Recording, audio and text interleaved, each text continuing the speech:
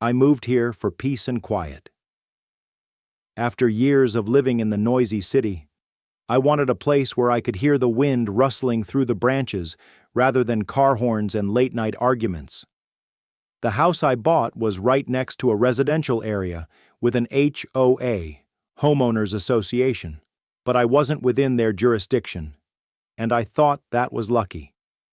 At the time, I didn't realize that sometimes peace is something people mistake for weakness.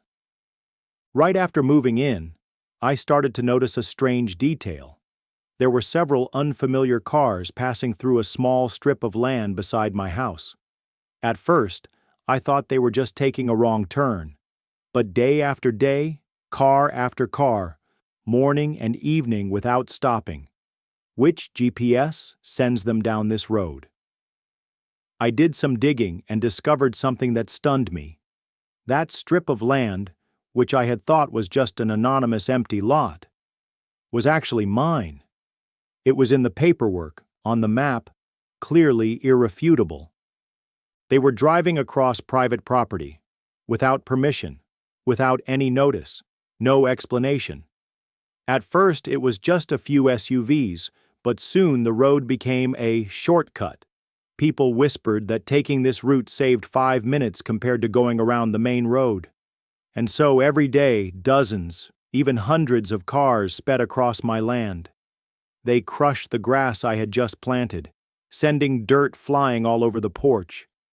Kids from the neighborhood even played on that patch of land, as if it were a public park. I became a stranger on my own land. I started to get frustrated, not just because of the trespassing, but because of the way they viewed my presence as invisible. No one knocked on the door to ask. No one left a note to apologize. Just the wheels rolling over and the indifferent glances from people who thought their interests naturally outweighed my property rights. And that was when I decided this had to stop. I didn't know that this simple decision would ignite a storm named HOA and lead them to call 911. I thought I could endure it. I really tried. But all patience has its limits, and mine was crossed one Saturday afternoon. When I stepped into the yard, my morning coffee still steaming in my hand, I saw tire tracks deeply embedded in the stone pavement I had just finished laying. An SUV, while trying to sharply turn to squeeze past the small row of trees I had planted as a boundary, had crushed the corner of the yard. Broken bricks, dirt and sand scattered everywhere, and then it sped off as if nothing had happened. In disbelief, I stood still for a few minutes. Then I put my coffee down and called the fence builder. 3 days later, a sturdy wooden fence nearly 2 meters tall began to be erected, stretching along the length of the encroached land. Right in the middle, I had an iron gate installed, locked, with a surveillance camera mounted above. Not because I wanted to provoke anyone, but because I wanted a clear boundary, something that should have been respected from the start. But I didn't stop there. I personally nailed a large sign next to the gate in bold letters: "No trespassing, private property. Violators will be prosecuted." I'm not a lawyer, but I know my rights deserve protection. So I began to read. I thoroughly researched documents related to land ownership, the cadastral maps, even the bylaws of the nearby HOA.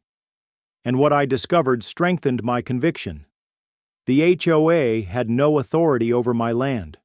I hadn't signed anything with them. I wasn't within their jurisdiction. I didn't receive any benefits from them, and therefore, I wasn't under their control.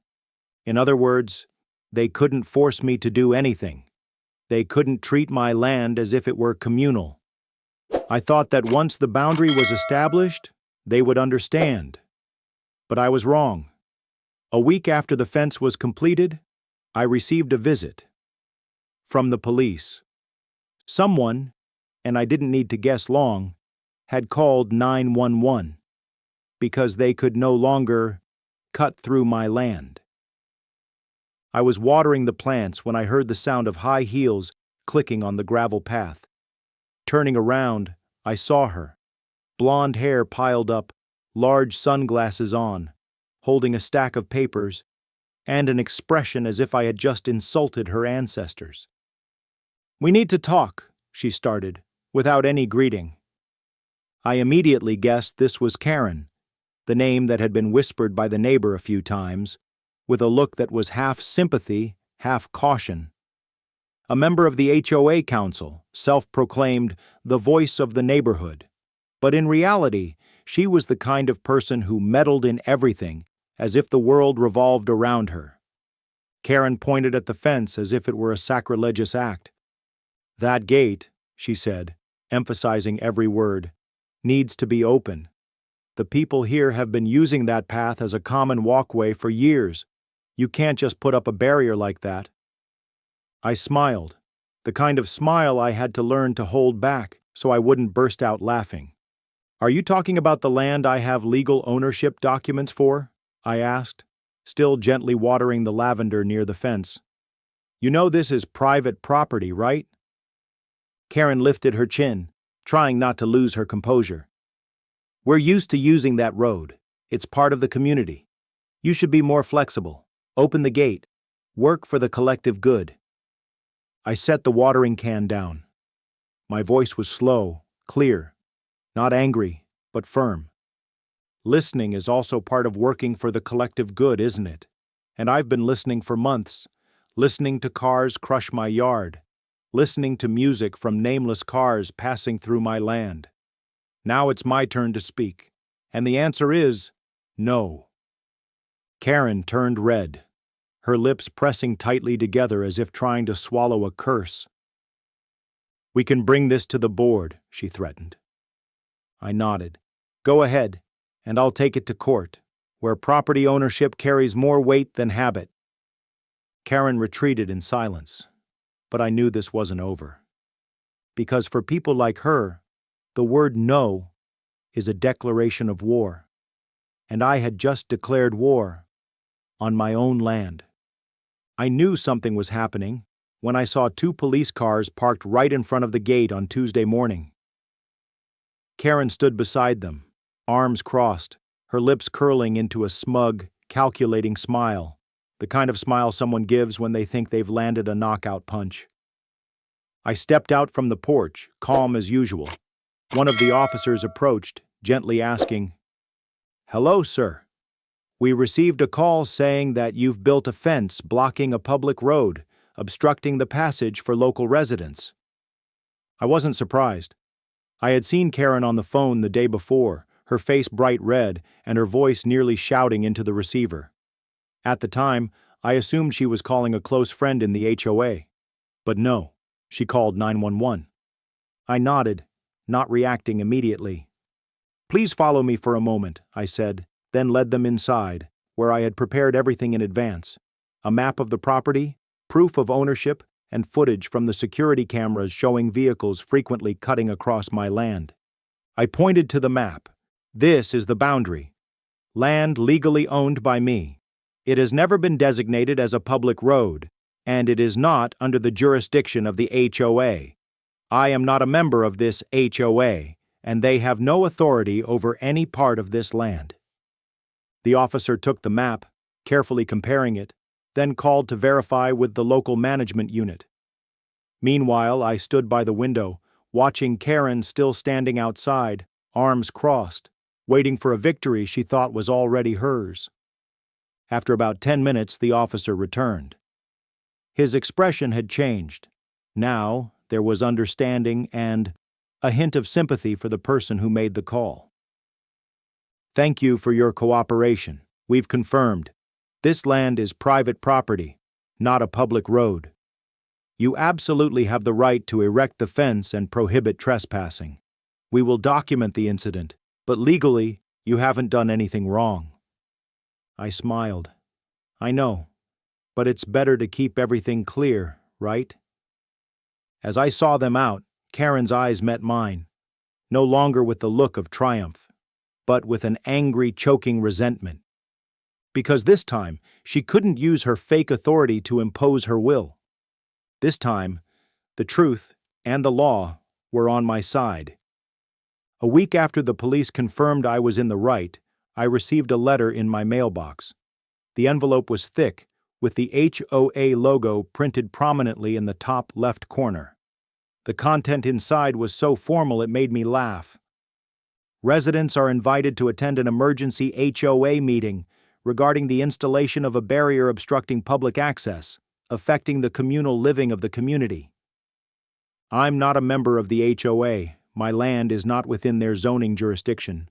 But they still invited me with a tone that was more like a summons. Clearly, Karen wasn't ready to back down. I attended the meeting in a white shirt carrying the prepared file.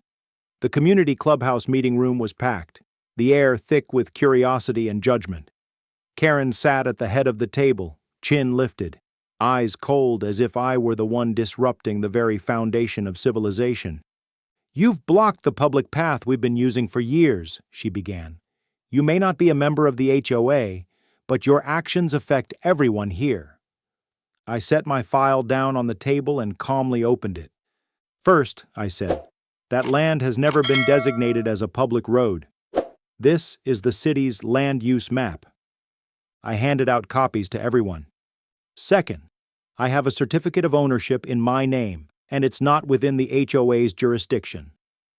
I passed out another copy, stamped and notarized. "And third," I turned on the tablet and played the video from the security cameras. Karen, clearly visible, was yelling at the gate, demanding I open this damn gate because I'm used to going this way. The room fell silent. Someone cleared their throat. An older man furrowed his brows at Karen, then turned to me. "Actually, I didn't know that land was yours. If that's the case, then we've been going the wrong way all these years." Another woman murmured, "The HOA has no authority over private property. Calling this meeting seems a bit excessive." Karen's face turned red, but this time she didn't say anything. I looked around. The eyes in the room were softening. It seemed the truth was doing what the police couldn't, making the HOA reconsider itself. I stood up and smiled lightly. "I'm not against the community. I'm just protecting my legal rights. If we truly want to live in harmony, the first thing we should do is respect boundaries." And this time, no one contradicted me. No one stood with Karen anymore. After that fateful meeting, I thought everything was settled. The HOA didn't send any more notices, nor were there any more emergency meetings called. The silence, to me, felt like a quiet victory, and well-deserved. But Karen was different. Just 3 days later, I received a sealed envelope. This time, there was no HOA logo, just a personal name, Karen Farthington. Inside was a handwritten letter, very long and very bitter. "You may win temporarily, but I haven't forgotten that you disrupted the community's order, blocked traffic, and arbitrarily installed a barrier in the path. If necessary, I will take this to court." A lawsuit threat. A woman who had been denied her preferred path was now attempting to use the entire legal system to force me to tear down a fence on my own property. It was truly a bizarre scene in modern America. I didn't respond. Instead, I upgraded the security system around the barrier, added more angles, more storage, more security. At the same time, I began organizing legal documents, correspondence, maps, everything I might need if the worst were to happen. I wasn't afraid of Karen, but I knew the type of person she was. If she couldn't win with reason, she'd play dirty, and her tricks often came when others were complacent. Then one afternoon, as I was mowing the lawn near the fence, a middle-aged man walked up from the end of the street by the HOA area. He stopped, hesitated, then said, "We want to apologize. The whole neighborhood had become too dependent on that road, but after seeing everything, we understand, and we won't use that path anymore." I nodded, saying nothing, but inside, my vigilance remained high. Karen might have been abandoned by the HOA. The truth might have dimmed her argument, but her stubbornness still burned in her eyes every time she drove past the fence. And I knew The legal battle might not truly be over. I just hoped, when the next chapter began, I would still be the one in control. I knew Karen wouldn't stop. She had something more dangerous than hatred, an arrogance that refused to be defeated. And I was right. Just 1 week after the final threatening letter, I received an official notice from a law firm representing her. The content: they were reviewing actions that obstructed traffic and affected community activities. A roundabout way of hiding the fact that they had no legal grounds whatsoever. I was tired of this cat-and-mouse game. Karen wanted to make it big? Well, I would show her what big really meant. I contacted a local news station, one that often covered disputes between residents and HOA associations. They listened to my story, looked over the land maps, the security camera footage, and even the recording of the HOA meeting with Karen throwing a tantrum. They nodded. The story was perfect for the 6 o'clock news. The report aired 3 days later. It not only clarified that the land was private property, but also let Karen shine in the video where she screamed during the meeting. "That's my road. I've been using it for years. You don't have the right to block it." The result? The internet exploded. The post about the news report was shared thousands of times. Comments flooded in, filled with outrage against the HOA and support for me. Many shared similar stories of being bullied by their HOAs and declared, "This person is a hero. He stood up to defend the property rights that everyone should have." Even the neighbors in the HOA began to change their tune. A few started sending public apologies, even siding with me on community forums. Karen? She went silent. No more threatening letters, no more legal warnings, no more appearances around the fence like before. The media did what the law and logic couldn't. It exposed the truth to the public and forced the bully to back down. I knew I couldn't relax yet, but for the first time in months of tension, I could feel the tide turning. And this time, it was blowing in my direction. I never thought there would be a day when Karen would call me. But then it came. One quiet morning, while I was watering the plants by the infamous fence, my phone buzzed. The screen displayed her name. I was about to ignore it, but then I thought, maybe I should listen to what challenge she's going to throw my way this time. But no. Karen's voice no longer had the fiery anger it once did. Instead, there was a tone, tired, lost, and something I'd never heard from her before, an admission. "Hello," she began hesitantly. "I want to apologize. I was wrong. I let my ego go too far." I didn't say anything for a few seconds. She continued, saying that after the report aired, she was heavily criticized by the community. Many people who had once supported her now openly opposed her, saying she had embarrassed the whole neighborhood. The HOA council began holding internal meetings, and one of the suggestions was that she should resign.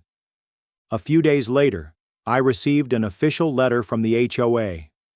This time, there was no commanding or pressuring language. They apologized in writing, confirming that the land I had fenced off was indeed private property, and that they would no longer intervene in any way. At the end of the letter, they reminded the residents of the neighborhood to respect the personal boundaries and property of others, something they should have said from the beginning. Karen then quietly resigned from the HOA board. No more threatening letters, no more sharp turns of cars into the driveway, no more scrutinizing glances from across the fence. And me? Finally, I could breathe a sigh of relief.